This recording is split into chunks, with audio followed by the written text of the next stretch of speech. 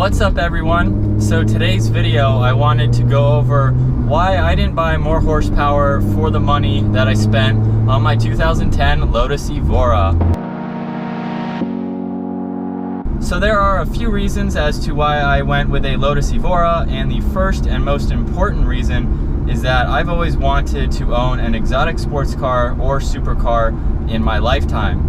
Going to car shows growing up as a kid, dreaming of owning a Lotus or a Lamborghini or McLaren is something that I wanted to make happen, and I know that this will not be my last exotic sports car either. So I'm really into the exotic sports cars rather than muscle. I like the rarity of them and of course the looks to them as well. Muscle cars are still cool, I can appreciate them. I do love that V8 rumble that they make. But again, for me, I love the exotics more to own, and for the price that I got this car, it was a great way for me to start into being able to own an exotic until I save up for the next one. So the Evora that I bought is the base model. It's not the supercharged version. So the horsepower in this car is 276 and the torque is at 258.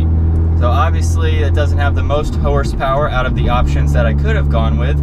But you have to remember that this car is not a straight line performance car. It doesn't matter how much horsepower that you have in a car. Half the time you're probably not going to be able to use the full potential of that car out on the main roads. So while it definitely is cool to have 500-600 horsepower, no doubt that would be very fun. This car definitely has a lot of get up and go, even around the 2500 RPM mark. But again, it's not a straight line car. It does have the power though to get you up and moving. The intent with the Lotus brand again is that it's one of the best handling cars, and I've been able to take this car out on the back roads and its performance has been outstanding. That is one of the reasons that I wanted this car. I wasn't looking to take it into triple-digit speeds on the highway, but cruising on the back roads, having plenty of power, and of course the 6-speed manual makes this an awesome driver engaging car. And I've had so much fun with this car already, and hopefully later this year I will get it out on the track where I can hit those triple-digit speeds, take corners much faster, really see how this car performs at higher speeds and enjoy the handling of this car as well. I also like being different and having things that everyone just doesn't have, and this is a perfect example. I've been to a few cars and coffees so far, and I've been the only Lotus, and the car gets tons of attention because you just don't see them that often. And it's been very cool to have people come up to me, ask me about the car, what made me buy this car, and I've even had people say, "You look very young to be driving around in this car." I've never had so many people come up to me and talk to me about my car before, so it's been pretty cool to share that experience with other car enthusiasts as well. Now on to some of the examples that I could have bought with more horsepower instead of this Lotus Evora. So being used, of course I bought this car used, really opened up the door to a lot of options than if I were to buy a Lotus Evora brand new. And before I get into the examples, I'll mention the 0 to 60 time on this car. It's around the 5-second mark. If you get the S model, so the supercharged model with 345 horsepower, you're looking at a 0 to 60 time around 4.5 seconds. So some examples that I could have bought with more horsepower include the 2016 Ford Mustang GT. That car has 435 horsepower and 400 foot-pounds of torque, putting its 0 to 60 time right around 4.6 seconds. The next example that I've come up with, it's not a car, and if you've been following the channel for a while, you'll understand why I threw this in here. But the next example that I came up with was a 2016 Toyota Tacoma.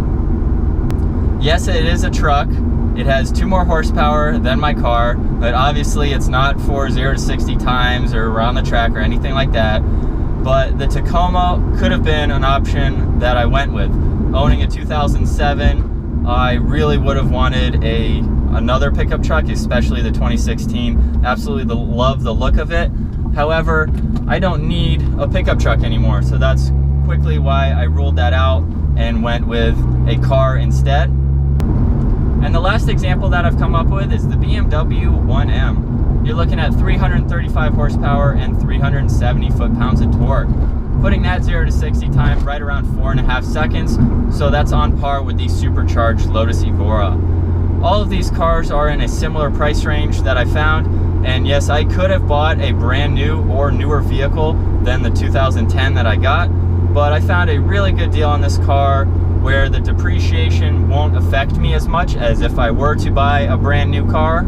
And this car has been on my list for a very long time, so I set a goal to be able to afford this exotic, and I would say that I'm starting off small, slowly working up my way to the next exotic that'll have even more horsepower than the examples that I mentioned today, and still have great handling that I can take out on the back roads and really enjoy the car just as much as I do the Lotus.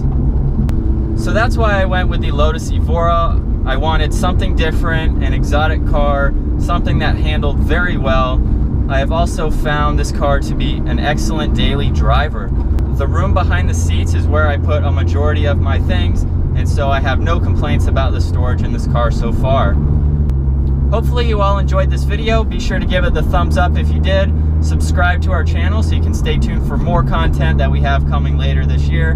Like our Facebook page and follow us on Instagram. I'll see you all next video.